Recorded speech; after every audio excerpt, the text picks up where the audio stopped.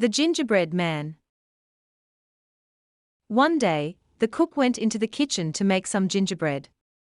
She took some flour and water, and treacle and ginger, and mixed them all well together, and she put in some more water to make it thin, and then some more flour to make it thick, and a little salt and some spice, and then she rolled it out into a beautiful, smooth, dark yellow dough. Then she took the square tins and cut out some square cakes for the little boys, and with some round tins she cut out some round cakes for the little girls, and then she said, "I'm going to make a little gingerbread man for little Bobby." So she took a nice round lump of dough for his body, and a smaller lump for his head, which she pulled out a little for the neck. 2 other lumps were stuck on beneath for the legs, and were pulled out into proper shape, with feet and toes all complete, and 2 still smaller pieces were made into arms, with dear little hands and fingers. But the old cook had been running so hard that she was not able to stop herself any better than the cat had done, and she fell right on top of the mixed-up dog and cat, so that all 3 rolled over on the walk in a heap together. And the cat scratched whichever came nearest, whether it was a piece of the dog or of the cook, and the dog bit at whatever came nearest, whether it was a piece of the cat or of the cook, so that the poor cook was badly pummeled on both sides.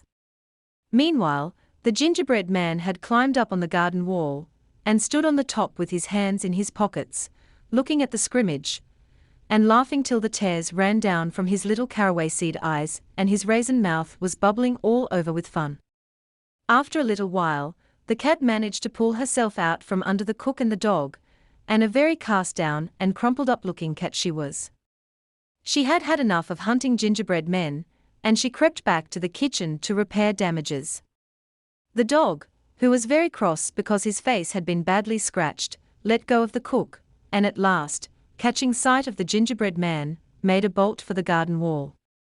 The cook picked herself up, and although her face was also badly scratched and her dress was torn, she was determined to see the end of the chase, and she followed after the dog, though this time more slowly. When the gingerbread man saw the dog coming, he jumped down on the farther side of the wall, and began running across the field. Now in the middle of the field was a tree, and at the foot of the tree was lying Jocko, the monkey. He wasn't asleep, monkeys never are, and when he saw the little man running across the field and heard the cook calling, "Jocko, Jocko, stop the gingerbread man," he at once gave one big jump. But he jumped so fast and so far that he went right over the gingerbread man, and as luck would have it, he came down on the back of Tozer, the dog, who had just scrambled over the wall, and whom he had not before noticed. Tozer was naturally taken by surprise, but he turned his head around and promptly bit off the end of the monkey's tail, and Jocko quickly jumped off again, chattering his indignation. Meanwhile, the gingerbread man had got to the bottom of the tree, and was saying to himself, "Now, I know the dog can't climb a tree, and I don't believe the old cook can climb a tree, and as for the monkey I'm not sure, for I've never seen a monkey before, but I am going up." So he pulled himself up hand over hand until he had got to the topmost branch. But the monkey had jumped with one spring onto the lowest branch, and in an instant he also was at the top of the tree. The gingerbread man crawled out to the furthermost end of the branch, and hung by one hand, but the monkey swung himself under the branch, and stretching out his long arm, he pulled the gingerbread man in.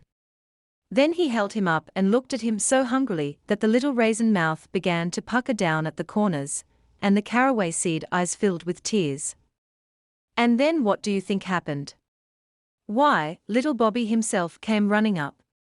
He had been taking his noonday nap upstairs, and in his dreams it seemed as if he kept hearing people call, "Little Bobby, little Bobby," until finally he jumped up with a start, and was so sure that someone was calling him that he ran downstairs, without even waiting to put on his shoes.